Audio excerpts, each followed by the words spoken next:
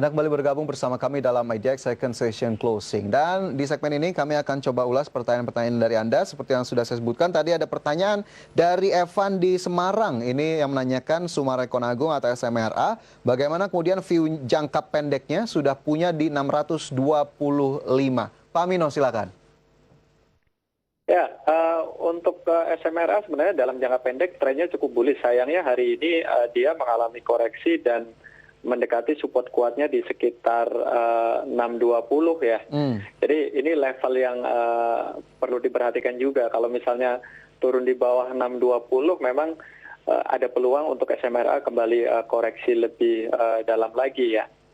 Dan kalau kita lihat dari sisi fundamental memang sentimennya dalam jangka pendek kecenderungannya cukup negatif, walaupun tidak mungkin nanti misalnya di Wall Street responnya positif ya bisa aja akan kembali rebound ya.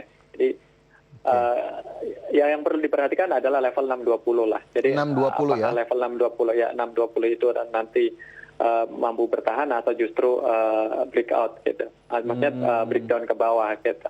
Oke, 620 menjadi level yang perlu diperhatikan. Apakah kemudian bablas kembali turun lebih lanjut, sementara Mas Evan sudah punya di 625. Jadi sarannya untuk Mas Evan, Pak Mino?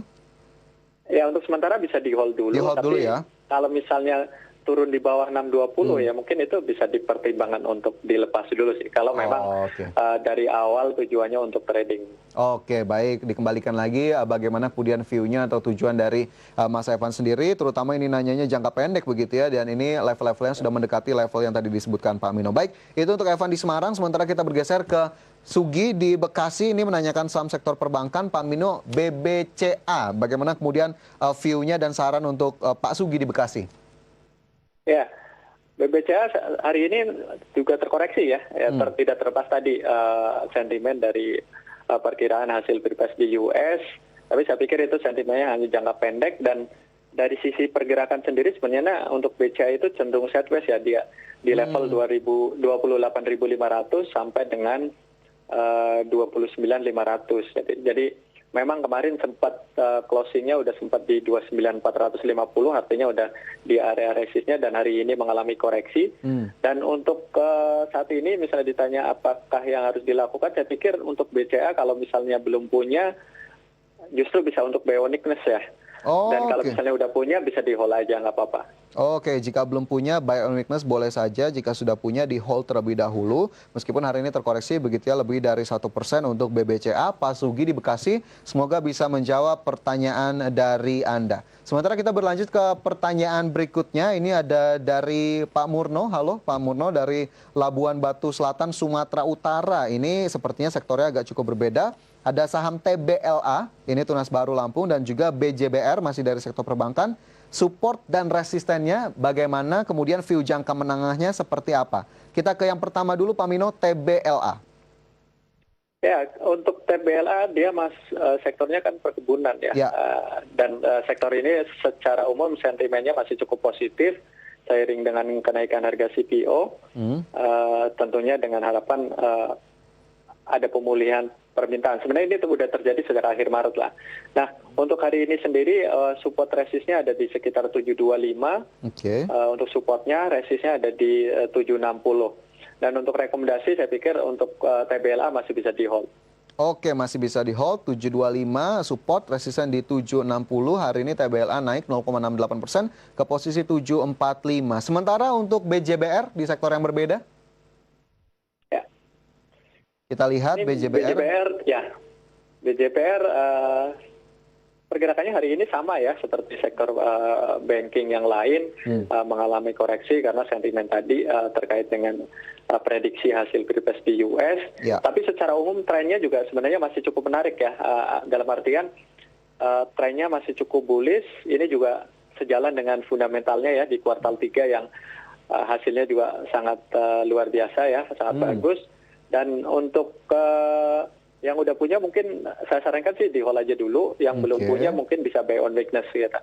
Oke, jika sudah punya boleh dijual terlebih dahulu, atau belum punya di buy on weakness. Tadi juga kinerjanya di kuartal 3 juga perlu kita perhatikan. Sementara BJPR ini sama seperti sektor keuangan juga hari ini tertekan minus 2,24%. Tapi BJPR memang masih cocok untuk jangka menengah, Pak Mino? Saya pikir masih cukup menarik ya. Ini kan tadilah, jadi lebih karena sentimen market, sentimen sesaat ya Pak ya. Ikut tertekan ya. Nanti ketika sudah lewat, tentunya investor akan kembali fokus ke fundamental dari emiten itu sendiri gitu. Dan dari fundamental sendiri kan BJBL termasuk cukup baik gitu.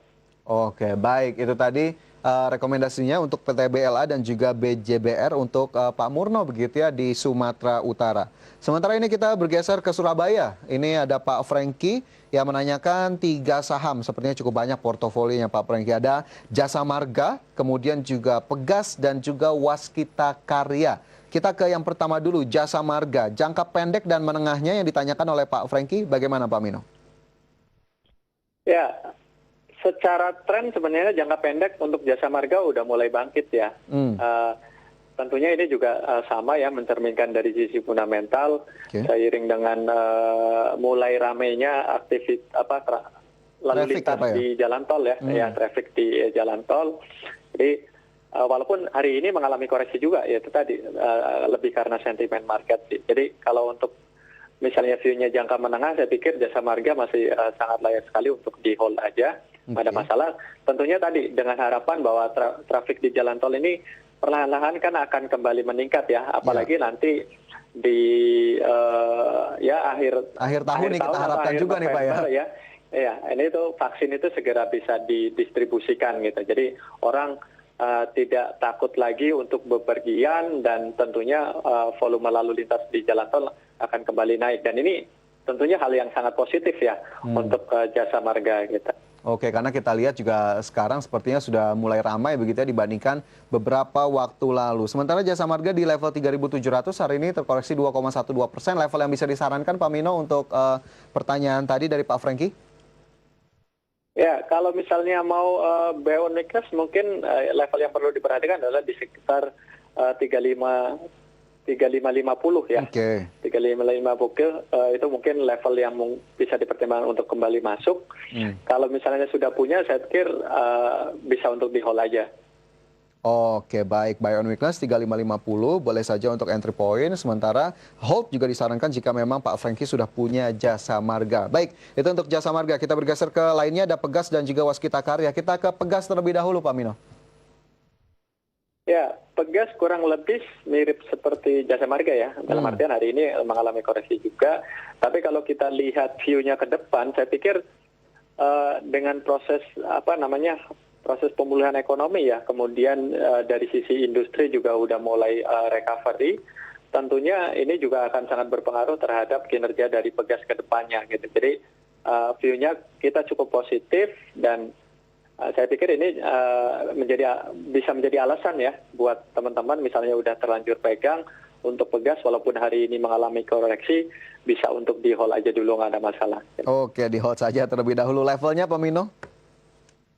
Ya, untuk level support hari ini ada di sekitar 1020 ya. 1020, kemudian resistnya ada di 1080. Oke, 1020 hingga 1080, hari ini Pegas di 1050, sama-sama terkoreksi begitu ya, 2,33%. Sementara satu saham lainnya dari Pak Franky, ini sepertinya sektor yang juga cukup berat pergerakannya, ada Waskita Karya. Kita tahu beberapa emiten BUMN di sektor konstruksi justru mencatatkan penurunan laba yang cukup dalam. Waskita Karya, view-nya Pak Mino? Ya, belakangan sebenarnya Waskita Karya mengalami kenaikan yang signifikan ya, dari level terendah di akhir September di 490, kemudian sempat tertinggi di sekitar 750-an. Dalam arti sudah mengalami kenaikan yang cukup tinggi ya, terutama didorong oleh sentimen dari disahkannya UU Cipta Kerja ya. Jadi diharapkan ini akan berkontribusi positif terhadap kinerjanya.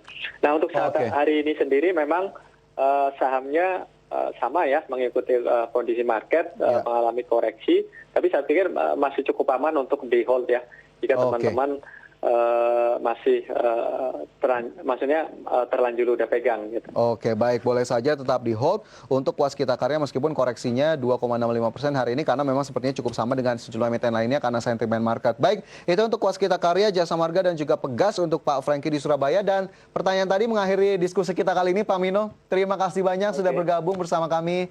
Salam sehat ya Pak. Ya, sama-sama Mas Fajar. Ya, pemirsa, itu tadi perbincangan kami di IDX Second Session Closing. Semoga dapat menambah informasi dan juga view untuk investasi Anda di hari ini. Saya Fajar Royong, terima kasih. Sampai jumpa.